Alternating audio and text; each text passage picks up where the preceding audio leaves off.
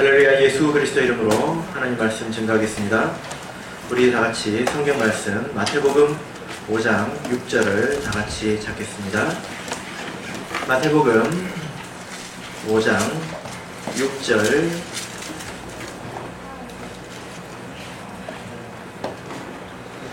말씀을 우리 같이 읽도록 하겠습니다. 마태복음 5장 6절 읽겠습니다. 시작. 의에 줄이고 목마른 자는 복이 있나니 저희가 배부를 것이며. 아멘. 오늘 이 시간은 의에 줄이고 목마른 자는 복이 있나니 라는 제목으로 하나님 말씀을 증거하겠습니다. 여러분 저녁 식사 맛있게 하셨습니까? 배부르게 하셨습니까? 네, 큰일 났네요. 왜 큰일 났을까요? 오늘 우리가 목마름에 대해서 배고픔에 대해서 말씀을 들어야 될 텐데, 배불렀으니 우리가 이미 배부를 것이며 했는데 이미 배불렀지 않습니까? 그럼 오늘 말씀을 들을 필요가 없겠네요. 오늘 여기서 말하는 이 배부름이라는 것은 사실 우리 사람이 느끼는 만족에 관한 것입니다. 우리 육신적인 배부름을 말하는 게 아니죠. 세상에도 만족이 있습니다. 그리고 또 이 믿음 안에도 만족이 있습니다. 이 둘을 좀 비교해 보자면요, 세상에서 얻는 이 만족은 조금 질이 떨어진다, 수준이 낮다, 이런 생각을 하게 됩니다. 여러분 그런 생각을 해보신 적 있습니까? 세상에 있는 사람들이 되게 만족스러워 가지고 무언가를 이렇게 하는 것을 보면 그렇게 고급이 아닙니다. 왜 그럴까요? 그 사람들이 그렇게 만족하는 것은 사실 다른 사람의 것을 뺏은 것이기 때문입니다. 맞습니까? 열심히 세상에서 경쟁해서 다른 사람이 누려야 될 것을 내가 뺏었다라는 거죠. 그러니까 다른 사람의 것을 뺏어가지고 다른 사람들은 가난하게 사는데 나는 부유하게 산다. 이거 자랑할 만합니까? 만족스러워할 만합니까? 그렇지 않습니다. 그런데 사실 그것조차도 그다지 좋은 것이 아니라는 게, 그것 자체로 사람들이 만족하는 게 아니라 사람들은 꼭 비교를 통해서 만족을 얻는다는 것을 알 수 있습니다. 여러분 집안에 있는 다이아몬드 반지가 만족을 줍니까? 아니죠. 끼고 나가서 이렇게 자랑을 해야, 너희들은 이런 거 없지? 이렇게 해야 마음에 만족이 오지 않습니까? 그래서 별로 좋은 게 아니라는 것입니다. 그리고 이 세상에서 얻는 만족은 그렇게 오래 가지 않습니다. 여러분 역사상 가장 부자가 누구였을까요? 지금 가장 부자가 누굽니까? 좀 바뀌는 것 같습니다. 제가 언젠가 뉴스를 한번 본 적이 있는데, 저는 세상에서 가장 부자는 이 천안시 정도는 살 수 있을 줄 알았습니다. 그런데 그렇지 않더라고요. 세상에서 가장 부자도 가장 작은 도시 하나를 살 수 없을 정도라고 합니다. 지금은. 그런데 옛날에 왕을 생각해 보십시오. 옛날에 전부 왕 거 아닙니까? 그죠? 그래서 저는 잘 모르겠지만 세상에서 가장 부자는 알렉산더 대왕, 이런 사람이 아니었을까, 그런 생각을 해봅니다. 근데 그렇게 이 부자가 어느 날 울고 있더래요. 왜 울었을까요? 신하가 물었습니다. 왕이시여, 도대체 왜 우십니까? 그랬더니 이 알렉산더 대왕이 대답하기를, 이제 더 이상 정복할 땅이 없구나. 그것 때문에 울었대요. 그러니까 세상에서 사람들이 만족을 얻는다라고 하는 것을 이렇게 보면 사실 그렇게 좋아 보이지 않습니다. 근데 오늘 이 말씀을 보니까 우리에게는 더 좋은 것이 있다는 것을 알게 되죠. 믿음 안에서도 배부를 것이며, 믿음 안에서도 하나님께서 약속하시는 만족이 있다라는 것입니다. 그래서 지금 비록 배가 부르시더라도 이 말씀을 귀 기울여서 들으시면 하나님께서 주시는 만족을 우리가 얻게 될 줄로 압니다. 그래서 세상의 이 만족과 믿음 안의 이 만족을 비교해 놓은 곳이 있어요. 어디 있을까요? 요한복음 4장을 보겠습니다. 요한복음 4장 13절, 14절 읽겠습니다. 요한복음 4장 13절, 14절 말씀을 같이 우리 읽겠습니다. 시작. 예수께서 대답하여 가라사대 이 물을 먹는 자마다 다시 목마르려니와 내가 주는 물을 먹는 자는 영원히 목마르지 아니하리니 나의 주는 물은 그 속에서 영생하도록 솟아나는 샘물이 되리라. 예. 여기 보니까 이 물 가지고 세상의 만족과 하나님께서 주시는 만족을 지금 비교했죠. 근데 세상의 이 만족은 마치 우물물 같습니다. 여러분 오늘 날씨 되게 뜨겁지 않습니까? 근데 우물물 고여있는 그 햇빛을 받아가지고 뜨뜻미지근한 그 우물물을 마셔본들 우리가 얼마나 시원하겠습니까? 그죠? 다시 목마르겠죠? 근데 예수님께서 주는 이 만족, 이 물은 어떻습니까? 샘물이라는 것입니다. 샘물이 무엇입니까? 우물은 고인물이죠. 샘물은 그 지하에서 퐁퐁퐁퐁퐁퐁 솟아나는 그런 아주 시원한 물을 말하는 것입니다. 근데 그것이 영생하도록 솟아난다는 것입니다. 그래서 예수님께서 이런 말씀을 하신 거예요. 내가 너에게 주는 만족은 세상에서 주는 만족과 다르니 비교하지 말거라. 이렇게 말씀을 하신 거죠. 우리가 이 만족이 무엇인지 모를지라도 예수님께서 우리에게 이렇게 큰 만족을 주시는구나. 이것은 예수님의 약속이고 말씀이죠. 그래서 우리가 이것을 믿음으로 받아야 하는 것입니다. 그러면 어떤 성도가 이런 복을 받게 될까요? 제가 첫 번째 시간에 세상에서 사람들이 얻는 행운과 우리 믿음 안의 복은 참 다르다. 몇 가지 면에서 다르다고 했습니다. 행운과 복이 뭐가 다릅니까? 행운은요, 얻어 걸리는 거죠. 로또 복권을 걸리듯이 얻어 걸리는 것입니다. 복은 무엇입니까? 하나님이 주시는 것입니다. 근데 주는 데는 이유가 있습니다. 복을 받는 데는 공식이 있다는 거예요. 행운에는 공식이 있습니까? 없습니다. 그리고 누가 주는지 압니까? 모릅니다. 관심이 없어요. 그래서 우리가 이런 복을 받으려면 내가 이렇게 하나님께서 주시는 이런 만족을 좀 얻어보려면 우리가 이 공식을 알아야 하는 것입니다. 자, 6절을 다시 읽겠습니다. 어떤 사람에게 이런 만족을 주시는가 같이 읽겠습니다. 마태복음 5장 6절 말씀을 다시 읽겠습니다. 시작. 의에 줄이고 목마른 자는 복이 있나니 저희가 배부를 것이며. 예. 우리가 하나님의 복을 받기 위해서는 먼저 줄이고 목마름이 있어야 한다는 것입니다. 이것은 아주 일반적인 이야기인데요. 세상 어떤 영역에서든지 어떤 곳에든지 사람이 줄이고 목마름이 없으면, 간절함이 없으면 아무것도 얻을 수 없습니다. 그 어떤 곳에서도 아무것도 얻어낼 수가 없다는 것을 알아야 합니다. 어떤 부모가요, 자기 자녀를 너무 사랑해서 또 잘 키우고 싶어가지고 최고의 선생님들이 가르치는 명문학교에 입학을 시켰습니다.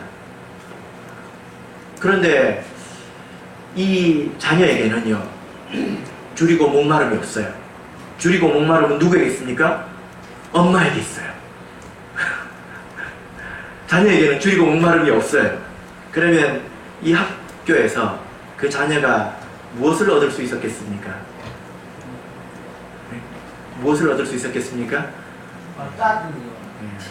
아마 급식이 되게 맛있었다 이런 소리를 할 겁니다. 급식 짱이에요 이런 소리를 했을 것입니다. 근데 오히려 줄이고 목말랐던 엄마는요, 어떤 학교가 좋은 학교인지, 어떤 선생님이 좋은 선생님인지 알게 되지 않았겠습니까? 그렇습니다.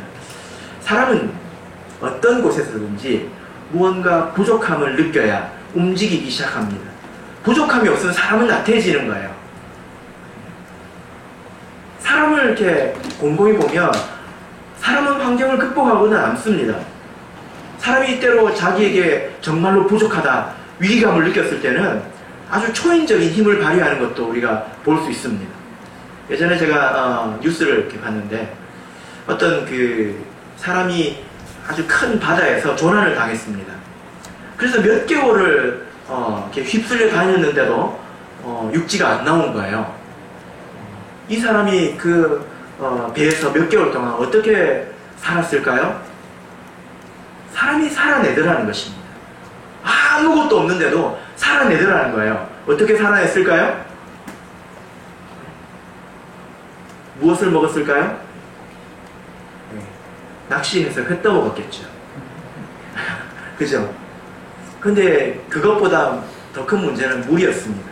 비가 오면 비를 받아서 물을 먹지만 한참 동안 비가 오지 않으면 어떻게 됩니까? 근데도 사람이 살아나더라는 거예요. 어떻게 했을까요?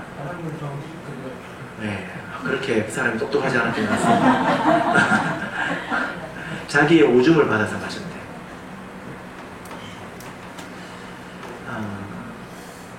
신앙생활도 마찬가지입니다. 우리가 스스로 무엇인가 찾고 구하는 마음이 없으면 예수님이 와도 소용이 없어요. 예수님께서 이 땅에 오셔가지고 설교를 했습니다. 복음을 전했습니다. 근데 스스로 부족함이 없다고 생각했던 사람들이 그 말 들었나요? 그 말 때문에 오히려 뭐 했습니까? 예수님을 못 받지 않았습니까? 그죠? 그래서 우리가 신앙 안에서도 세상의 어떤 영역에서도 마찬가지인데 스스로 부족하다고 생각하고 스스로 갈급하다고 생각하는 그런 마음이 없으면 아무것도 얻을 게 없다는 것입니다. 여러분 혹시 이 교회에서 뭐 얻을 게 없다 이런 생각을 혹시 하신 적이 있으십니까? 사실 그렇지 않습니다. 제가 우리 아이들을 볼 때 이런 마음을 이렇게 가지게 됩니다. 여기 계신 우리 이렇게 부모님들은 어려운 시절을 이렇게 살았지 않습니까? 근데 어려움이 우리의 마음에 준 선물이 뭐냐면 간절함입니다. 그죠? 네, 그렇습니다.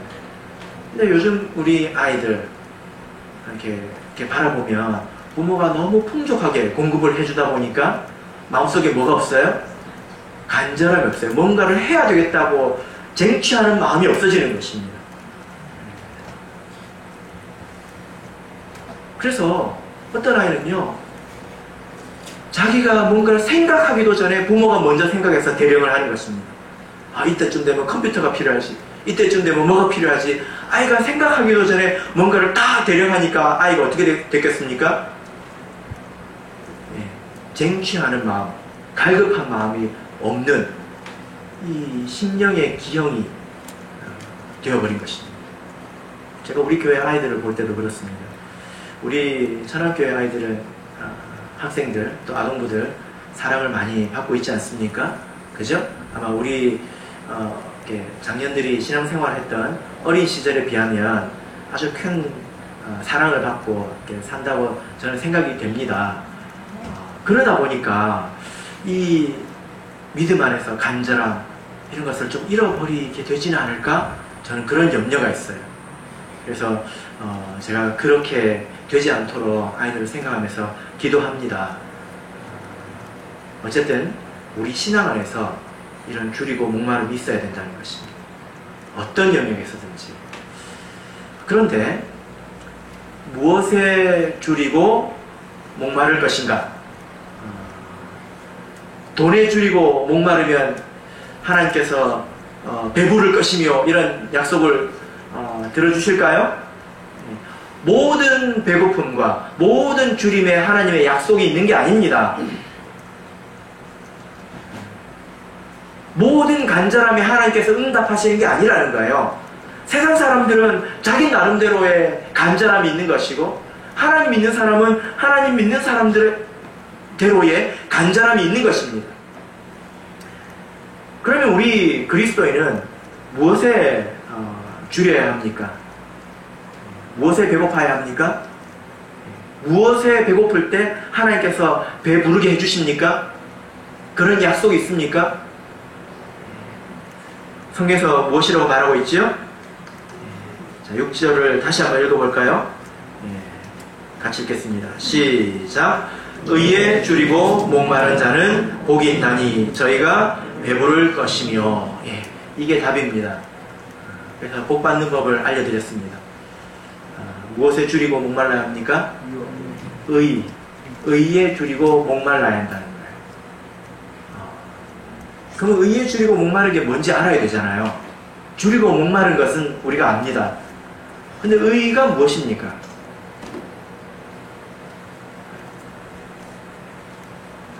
의에 줄이고 목마른 것은 무엇입니까? 우리가 두리뭉술하게 알 것이 아니라 분명하게 알아야 합니다. 여러분, 의가 무엇이죠? 성경에서 이 의라는 것은요, 옳다는 뜻입니다. 근데 옳고 그름의 기준은 하나님이시기 때문에 이 의라는 것은 여러 가지 의미를 가지게 되는데, 마태복음 6장 33절을 보겠습니다.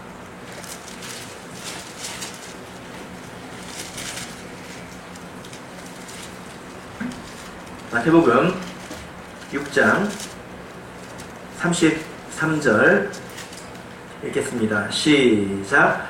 너희는 먼저 그의 나라와 그의 의를 구하라. 그리하면 이 모든 것을 너희에게 더하시리라. 여기 보니까 또 의가 나왔죠.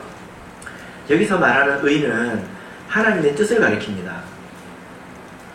좀 풀어서 설명을 하자면, 하나님께서 이 세상을 시작하시고 끝내실 때까지 하나님은 하시는 일이 있어요.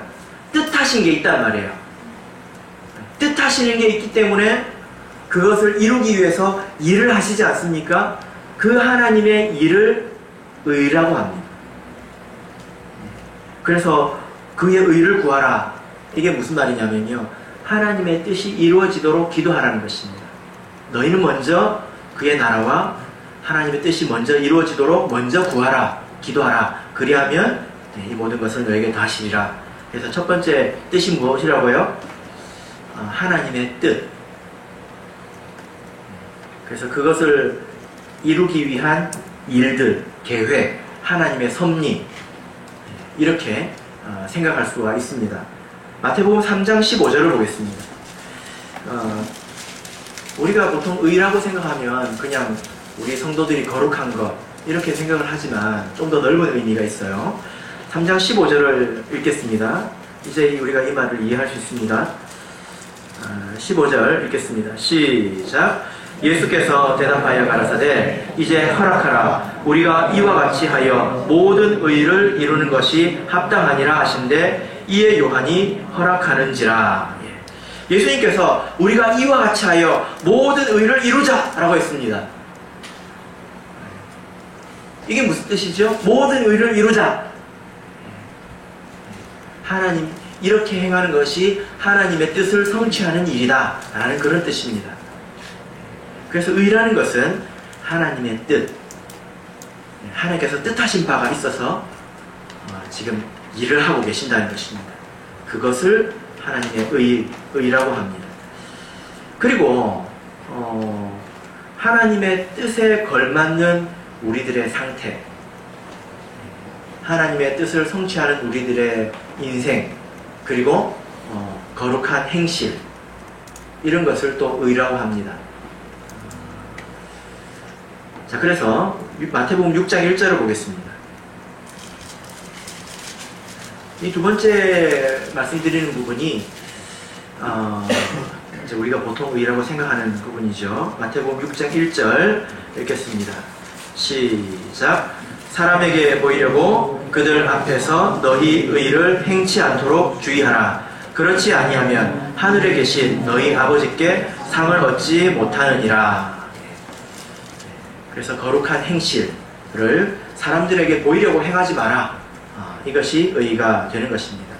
그래서 요약을 해보면요, 이것은 사실 두 가지가 연결이 되는 것입니다. 하나님의 뜻과 하나님의 뜻에 걸맞는 삶을 의라고 합니다. 그리고 본래 이것은 옳다라는 뜻을 가지고 있습니다. 그래서 우리가 의에 줄이고 목말라야 합니다. 이게 무슨 말일까요? 풀어서 한번 설명해 보십시오. 의에 줄이고 목마른다는 것은요, 하나님의 뜻이 무엇인지 알기를 원하고 싶다는 거예요. 하나님의 뜻이 도대체 어디에 있는지 알기를 원한다는 거예요. 그리고 그것을 이루는데 동참하고 싶어 한다는 것입니다. 그것이, 그런 사람이 거룩한 것은 당연한 것이죠. 아모스서 8장을 볼까요? 아모스서 8장 11절. 아모스서 8장 11절을 보겠습니다.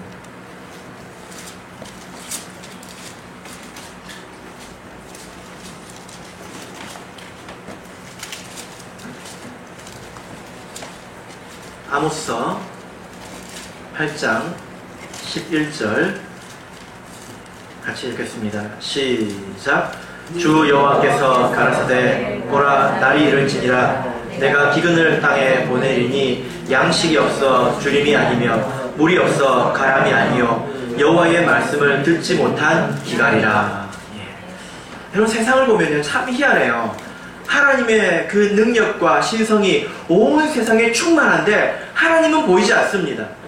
그리고 하나님께서 행하시는 그 큰 일을 사람들은 알지 못합니다. 심지어 우리 이 믿음 안에서도 이 기근이 있다는 것입니다. 하나님의 뜻이 무엇인지 우리가 마음을 쓰지 않으면, 가만히 있으면 하나님께서 어떤 뜻을 가지고 지금 어떤 일을 행하시는지 우리가 알 수가 없는 것입니다.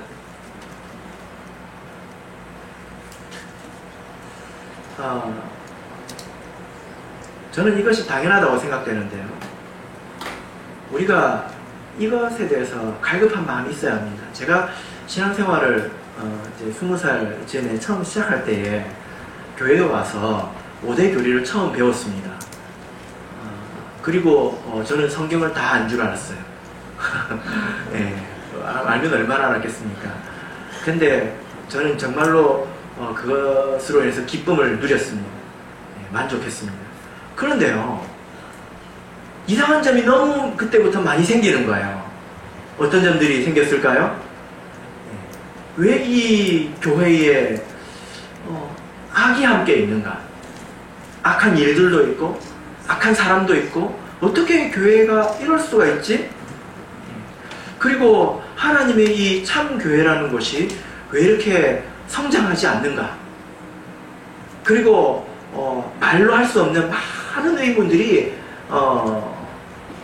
머릿속에 있었어요. 근데 마치 내가 배운 그 진리가 마치 뭐라고 그러죠? 쇠고랑 같이 제 발목을 딱 붙들고 있어가지고 갈 수 없도록 붙드는 정도의 역할이었던 것 같습니다. 여러분들에게는 그런 의문이 없습니까? 너무 좋습니까? 너무 좋습니까? 네.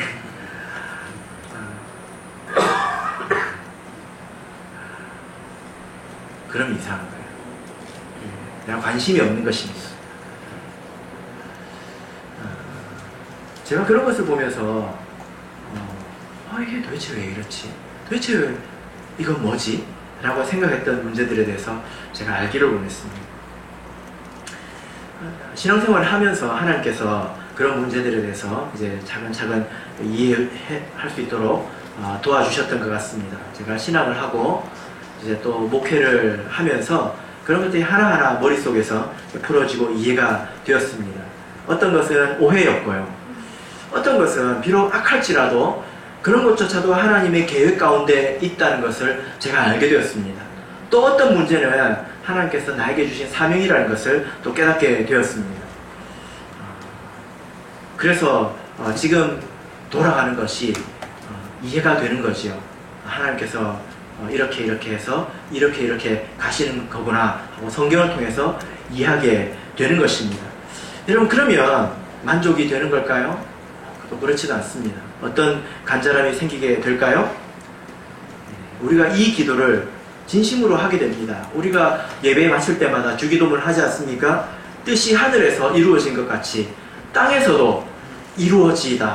하나님께서 하늘을 평정하신 것처럼 이 땅에서도 온전한 하나님의 나라가 이루어지게 되기를 바라는 그런 소망이 생기더라는 것입니다. 하나님의 백성은 마땅히 이 기도가 있어야 합니다. 시편 42편을 보겠습니다. 시편 42편 1절에서 3절을 보겠습니다.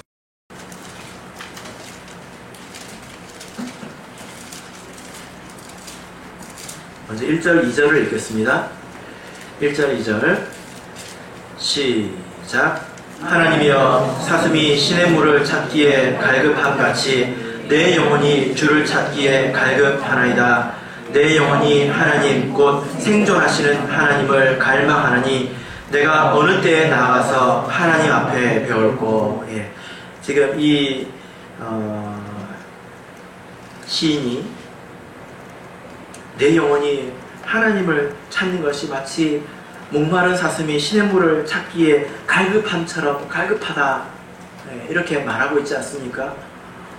무엇에 이렇게 갈급함을 느낄까요? 여러분 한번 생각해 보십시오. 여러분들은 무엇에 갈증을 느껴보셨습니까? 내가 정말 이걸 하는 그런 갈증을, 이런 목마름, 애탐을 느껴보셨을 것 아닙니까?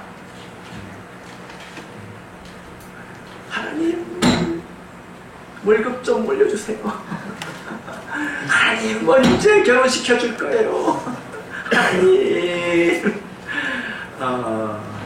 근데 지금 이 시편의 이 저자가 정말 목마른 사슴이 시냇물을 찾기에 갈급함같이 이렇게 애달픈 표현을 했는데 지금 무엇을 놓고 이야기하는 걸까요? 3절을 보겠습니다. 3절 같이 읽겠습니다. 시작. 사람들이 종일 나더러 하는 말이 내 하나님이 어디 있느냐 하니 내 눈물이 주야로 내 음식이 되었도다. 지금 뭐라고 말하고 있습니까? 어떻게 하나님께서 지으신 이 세상에 이렇게 많은 사람들이 하나님은 없다고 말하느냐, 어떻게 세상에 이럴 수가 있느냐 하고 답답함을 느끼는 것입니다. 그리고 이 하나님의 나라가 어떻게 이렇게 하나님을 부정하고 살 수 있느냐, 그걸 세상에 어떻게 이렇게 어그러질 수 있느냐, 이렇게 뒤틀릴 수가 있느냐, 그것을 보고 속히 온전케 되기를 바란 것입니다. 하나님의 뜻이, 하나님이 이루려고 하시는 건 아니지 않습니까? 하나님의 뜻이 있지 않습니까? 그 뜻이 이루어지기를 간절히 바라고 있는 것입니다. 하나님의 뜻이 무엇입니까? 우리 교회가 하나님의 신부처럼 온전해지는 것입니다. 그것을 놓고 지금 기도하고 있는 것입니다. 의에 대해서 목마르다는 것은 바로 이런 것을 이야기하는 것입니다. 우리가 하나님의 자녀입니다. 그럼 하나님께서 어떤 일을 행하려고 하시는지, 하나님께서 반드시 이루려고 하시는 것, 자기의 아들을 십자가에 못 박아서라도 이루려고 하시는 그 일에 대해서 우리도 동일한 마음을 가져야 되지 않겠습니까? 내 삶도 그렇게 되기를 바라는 마음이 있어야 되지 않겠습니까? 여러분, 제가 한 가지 여쭤보겠습니다. 여러분께서는 나의 인생이 하나님의 뜻과 상관없이 그저 부유하고 형통했으면 좋겠습니까? 아니면 고난을 좀 당하더라도 하나님의 뜻을 이루는데 내가 눈꽃만큼이라도 일조하는, 하나님을 돕는 그런 인생을 살고 싶습니까? 어떤 인생이 되었으면 좋겠습니까?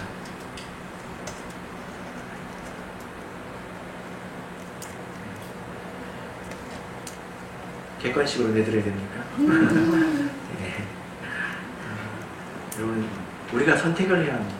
하나님의 뜻과 상관없이 저는 내 꿈 이루고 부유하게 떵떵거리면서 건강하게 안 아프고 잘 사는 것이 내 소원입니까? 내 인생이 그렇게 되기를 원하십니까? 아니면 내가 좀 고난을 당하더라도 하나님의 뜻을 이루는데 동참하는, 하나님의 집을 세우는데 하나의 벽돌이 되는 그런 인생이 되기를 원하십니까? 어떤 인생이 되기를 원하십니까? 여러분, 우리가 그 끝을 알고 생각을 해야 합니다.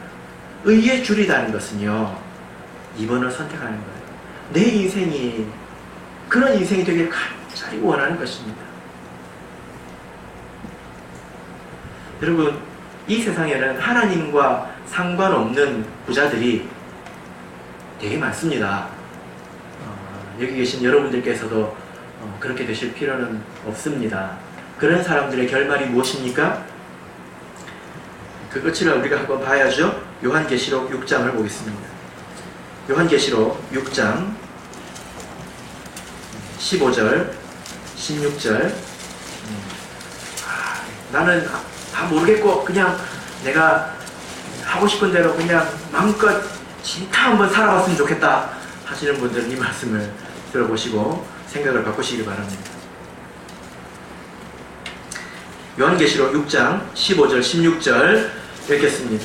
시작. 땅의 임금들과 왕족들과 장군들과 부자들과 강한 자들과 각 종과 자주자가 굴과 산 바위 틈에 숨어 산과 바위에게 이르되 우리 위에 떨어져 보좌에 앉으신 이의 낯에서와 어린 양의 진노에서 우리를 가리우라. 지금 여기 보니까 여러 대단한 사람들이 나오죠. 임금, 왕족, 장군, 부자 뭐 이런 사람들이 나옵니다. 세상에서 인정받는 그런 사람들이지 않습니까? 근데 이 사람들이 결국에 직면하는 것이 무엇입니까? 하나님의 진노입니다. 그 진노가 얼마나 무섭냐면 내 머리 위에 바위가 떨어졌으면 좋겠다는 거예요. 내 머리 위에 산이 떨어졌으면 좋겠다는 거예요. 여러분 한번 생각해 보십시오. 내 머리 위에 바위가 떨어지면 좋겠습니까? 그것 자체가 재앙이잖아요. 그런데 하나님의 진노가 얼마나 두려웠으면 차라리 그렇게 해서라도 하나님의 진노를 좀 피했으면 좋겠다는 것입니다. 이것이 하나님과 상관없는 부자들의 결말입니다. 우리가 이것을 선택해서는 안 되겠죠. 우리는 예수님처럼 살아야 합니다. 여러분, 예수님께서 어떻게 사셨습니까? 예수님께서 이 땅에 오실 때 하나님께서 주신 예수님의 몫이 있었습니다. 무엇입니까? 예수님께서 이 땅에 오셨을 때 호강하려고 오셨습니까? 사람들한테, 자기가 지은 사람들한테 대접받으려고 오셨습니까? 아닙니다. 하나님께서 주신 그 몫이 있었습니다. 무엇이죠? 십자가를 지는 거예요. 여러분 생각에 예수님께서 십자가를 지는 이 일이 쉬웠을 것 같아요? 어려웠을 것 같아요? 예수님에게. 우리가 보기엔 당연히 어려워 보이죠. 예수님은 그걸 쉽게 여겼을까요? 어렵게 여겼을까요? 아우, 예수님이니까 그 정도는 참으셔야죠. 그럴까요? 그렇지 않습니다. 우리가 마태복음 26장을 보겠습니다. 마태복음 26장. 예수님께서, 하나님께서 주신 이 일에 대해서 어떤 생각을 하셨는지 보겠습니다. 마태복음 26장 38절, 39절 보겠습니다. 마태복음 26장 38절, 39절 읽겠습니다. 시작. 이에 말씀하시되 내 마음이 심히 고민하여 죽게 되었으니 너희는 여기 머물러 나와 함께 깨어있으라 하시고 조금 나아가사 얼굴을 땅에 대시고 엎드려 기도하여 가라사대 내 아버지여 만일 할만하시거든 이 잔을 내게서 지나가게 하옵소서. 그러나 나의 원대로 마옵시고 아버지의 원대로 하옵소서 하시고. 아버지의 원이 무엇입니까? 아버지의 뜻입니다. 이 하나님께서 예수님에게 주신 이 잔에 대해서 예수님께서 뭐라고 말씀하셨습니까? 내 마음이 심히 고민하여 죽을 지경이라는 거예요. 그것이 예수님을 그렇게 짓눌렀다는 것입니다. 이게 예수님의 몫이었습니다. 할 수만 있으면 이것이 좀 지나갔으면 좋겠습니다. 그냥 나에게 오지 않고 넘어갔으면 좋겠습니다. 그런데 아버지 뜻대로 하나님의 뜻이 이루어지기를 원합니다. 하고 그 고난의 잔을 받습니다. 이게 예수님의 결론입니까? 아니죠. 빌립보서 2장 9절을 보겠습니다. 빌립보서 2장 9절.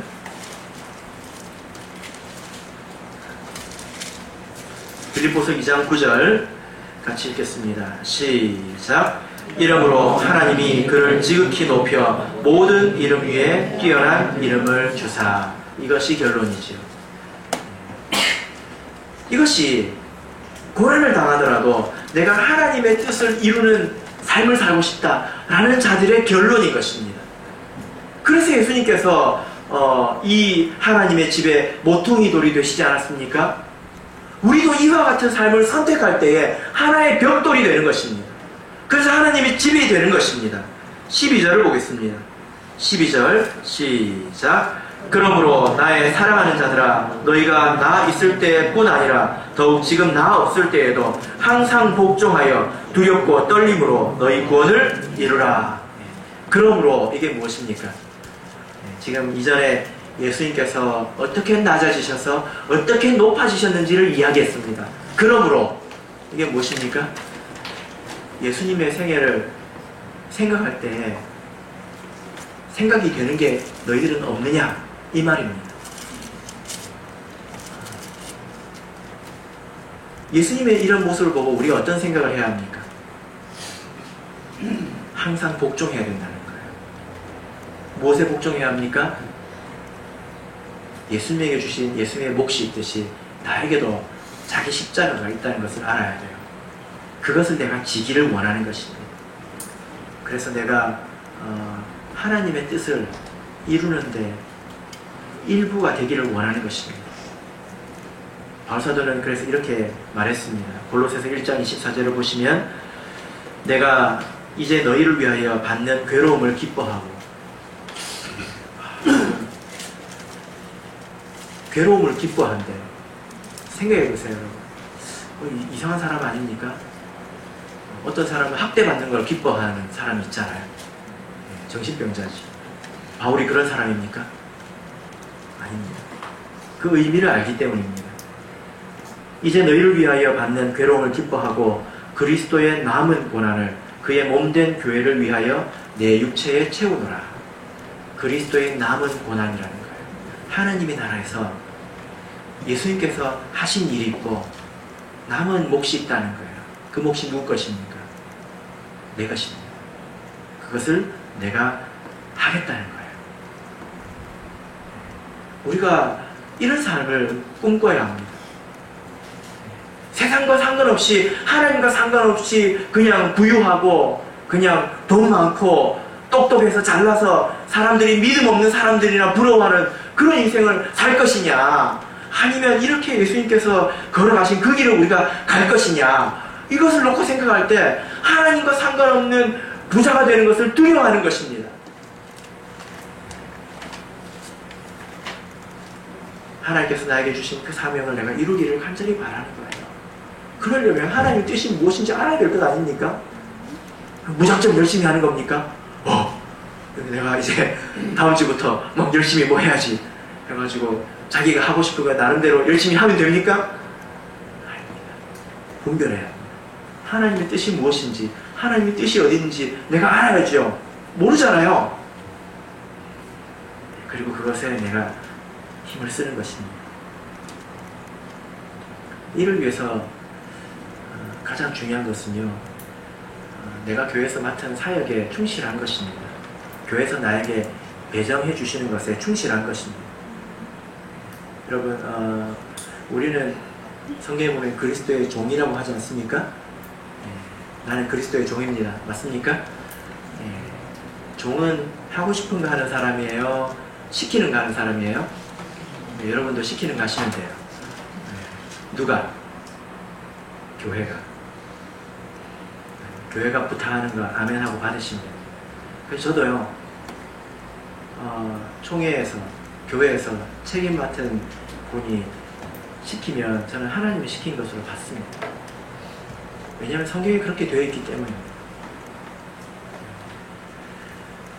그리고 때로는 내 삶의 형편을 받아들이는 것도 자기 십자가일 수 있다 라는 거죠. 제가 여러 성도님들을 대할 때 아픈 것도 사명이더라 이런 생각을 하게 됩니다.